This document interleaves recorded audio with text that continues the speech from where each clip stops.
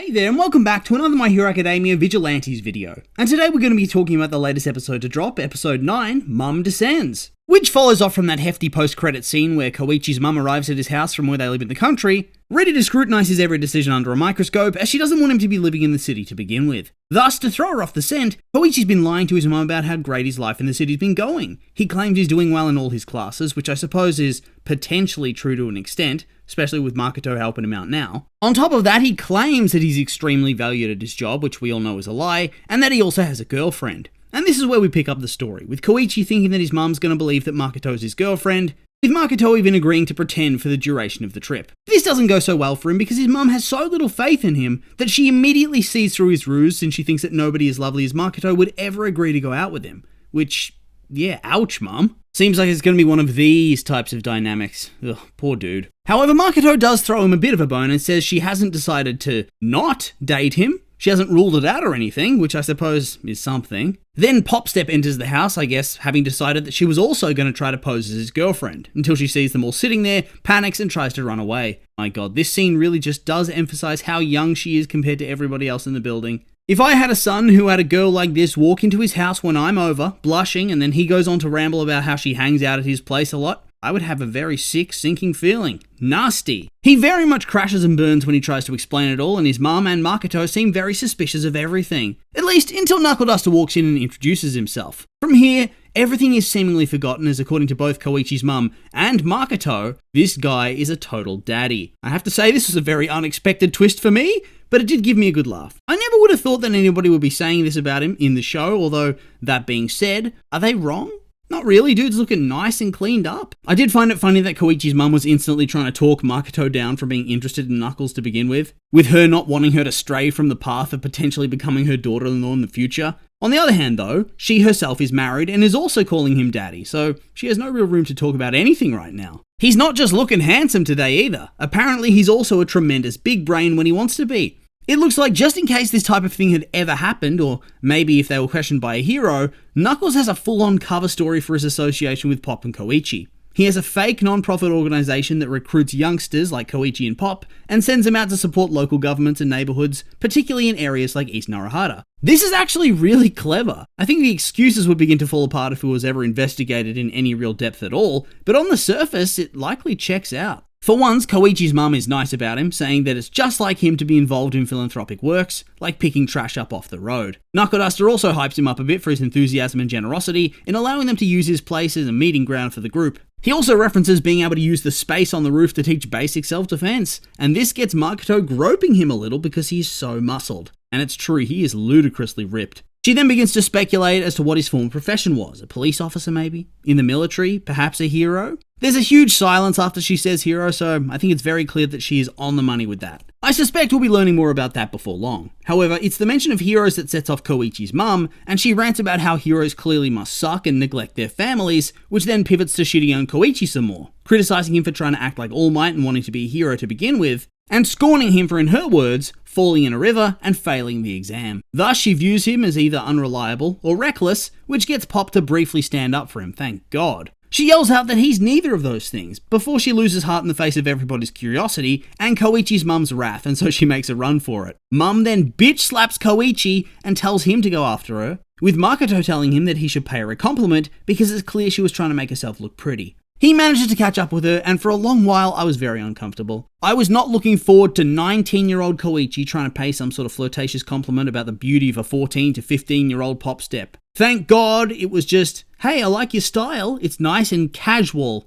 No weird predatory subplots just yet. I know the scene's building it up to psych you out with her getting ready for the compliment and everything, but it just doesn't land because I was too busy cringing at it, to tell you the truth. Maybe it's just a me thing, but right now this romance is very sketchy and makes me deeply uncomfortable. Oh, and Koichi once again cops a smack for his troubles. Poor bugger, he can't win. Speaking of being unable to win, he then has to spend a full day sightseeing with his terrible shrew of a mother. And we see via the montage of images that in order to make it through this day, he has to adopt a Zen state that his own father taught him that supposedly allows him to endure her until the storm passes. I realize that the backstory is being played for laughs, but when you think about it, it's actually quite sad. Before she arrived, his own father called him to apologize for her being there. When she arrives, she immediately criticizes every part of his existence and does a full check on his life. She thinks so poorly of him that she can't imagine Makoto would ever actually be his girlfriend, and she has to beg her to consider him as a romantic prospect. She regularly smacks him around, including in front of people, and belittles his failure to become a hero,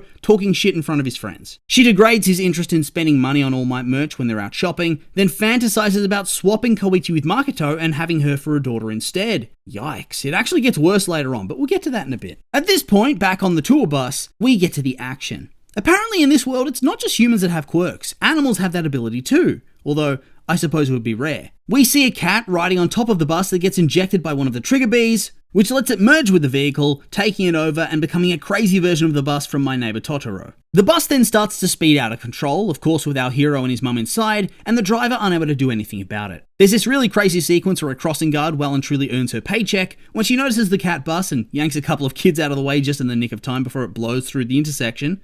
Pretty impressive there. And here's where Knuckle Duster enters the equation. From his vantage point on top of a building, he notices the bus, but upon realizing it's just a cat, he decides he'll have to leave it to the pros to deal with because he wouldn't be able to get any information about Trigger from it anyway. Fair enough as well. Realistically, what would he have been able to do? I did like how pragmatic his character came across here. It's a nice change from having every single character just jump into any situation no matter what it is and try to intervene. It adds a bit of variety to the storytelling. Of course, his perspective doesn't last too long, as whilst he's spying on the bus with his binoculars, he notices a screaming Koichi and realizes he has to intervene. Thus, he calls up Popstep and she suits up and brings him a duster and tape, and he starts building an oversized cat toy. Whilst back on the bus, things are not looking good. Ingenium's arrived on the scene and manages to get inside, only to find that there's no way to stop it. Miraculously, nobody's been hit or crashed trying to avoid it, but it's only a matter of time until something goes wrong. Especially since Ingenium realizes that it's heading towards the shopping district. Here is where the plan comes into action though, with Pop and Knuckle Duster using the toy to direct the cat onto the expressway and prevent any fatal collisions. Yikes.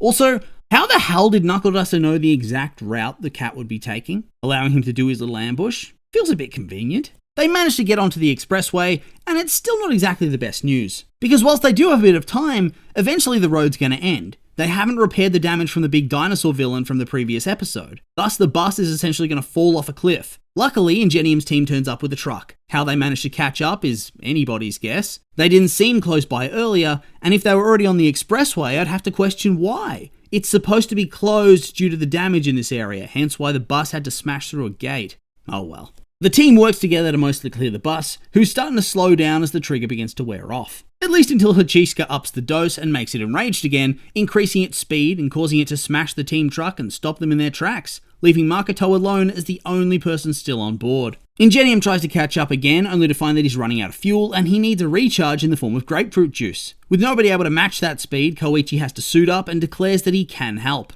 He openly calls himself the Crawler, and his mum then smacks the shit out of him whilst using his real name, Koichi. So I guess he just doesn't care about the whole secret identity thing at this moment, because that could have totally exposed him if anybody thought too deeply. I did love that he finally got to tell off his mum though. She needed to be told. Nice and cathartic. Here, at long last, Koichi gets his time to win and be a proper hero without getting his ass whooped or having somebody come in to save him. He catches up to Ingenium and gives him the juice, and the two work together to try to save Makoto. Crawler zips to the front of the bus to distract it because it had been attacking with its tail, preventing them from getting past before. Although, I do have to say, if he could speed boost there, couldn't he have gotten on the bus and saved Makoto instead? Of course, eventually his distraction goes somewhat wrong because the cat gets attracted to the dangly All Might replica hair on his costume hood and tries to jump at him to catch it, thinking it's a toy. This means Ingenium has to activate his Recipro Burst to save him, and he straight up kicks this thing in the face. Yes, he kicks the bus in the face, and it flies backwards.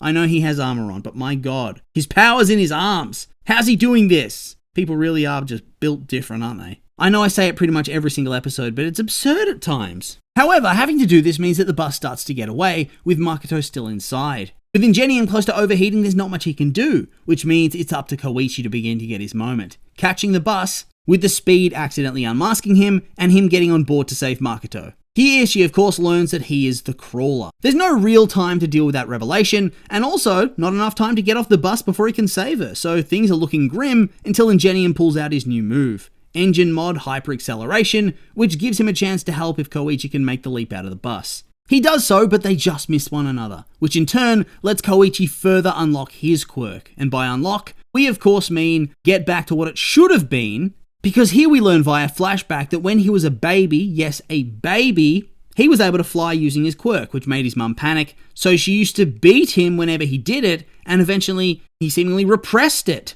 Wow. Mother of the year. This lady sucks, eh? Smacking a literal baby to try to change what they're doing. A baby. She quietly reflects on all of this herself, and yet something tells me we're not going to be getting any sort of apology from her at all. This scene isn't completely frustrating though. We do learn that Knuckle Duster has kids apparently, which is interesting. I'm pretty excited to see more of that story. There's been heaps of little hints that something more's going on with him across the episode, so I'm eager to dive into that sort of thing. Koichi saves the day, getting his moment to be all awesome and heroic in front of his crush at long last, and they all head home, where like I suspected, there's no apology, no nothing, just yet another smack from his mum for being insincere about wanting her to stay. Plus she encourages the others to beat him too if he becomes a problem. Yikes. This legit could be a villain origin story for some random Liberation Army member in different circumstances. Seriously, his backstory boils down to, my mum beat me so badly when I was a child, I forgot how to use my quirk properly. Also, it does kind of feel like they're locking in Makoto as his main romance option for the time being in this scene. The mum once again whispers that she hopes Makoto is going to give him a chance at some point, and Makoto blushes and says it's certainly not a no. So clearly, she actually has a crush on him at this point. So I suppose we'll have to wait and see where that goes. The episode ends with Koichi still trying to replicate his flight, but only managing 30 centimeters with extreme effort. Damn his mum! He still has this great move under mental lock and key. Oh, I hope we don't see that character ever again. She sucks. We then finish on a preview which promises a lot of stuff, but most intriguingly, has information on what Knuckle Duster's been up to, which has me very excited. Beyond that though, that's the end of the episode, and so I will just remind you these have all been my opinions, and I'd like to hear yours. What did you think of the episode? Did you like it? Hate it? I'm curious for your thoughts, so make sure to like, comment, and subscribe, and let me know.